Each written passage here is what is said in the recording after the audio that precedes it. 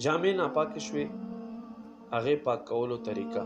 یاد وساتئ ما مسلمانانو، احتلام چاته وشو، جنابت په صورت کې په د بدن باندې یا د په کپړو باندې ناپاکي ولګېده، نو بدن خو به ومینځئ چې ناپاکي لرې شي.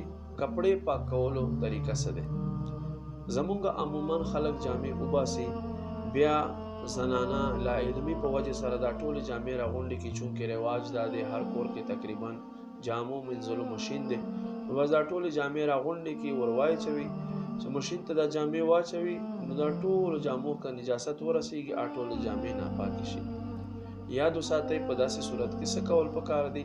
د دې پاک کولو طریقه دا دی، جامو باندې چېرته کپړې باندې ناپاکي ولګي نو پکار دی چې هغه سړی ونیسي. مثال کے طور پر دا دیزی باندې ناپاکي ولګېده، دا به ونیسئ، دا به خشت کې بیا دومره نچوړ کې چې په دې کې د ستا د طاقت مطابق یوه قطره اوبه پاته نه شي، بیا کولاو کې بیا نچوړ کې چې د ستا طاقت مطابق په دې کې څه قطره اوبه پاتې نه شي، بیا کولاو کې بیا نچوړ کې او ښه بیا نچوړ کې دومره چې د ستا طاقت مطابق په دې کې اوبه پاته نه شي، نو دریم ځل نچوړ کولو نه بعد دا جامې پاکې شولې. اوس په دې لمونځ هم کولی شي، جنازې لمونځ هم پکې کولی شي، پکې ګرځېدی څه حرج نشته دی.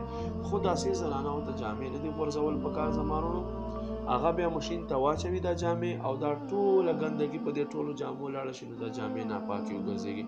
کوشش کوئ دا شرعي مسله زده کړئ، اهمه مسله دی. که چېرته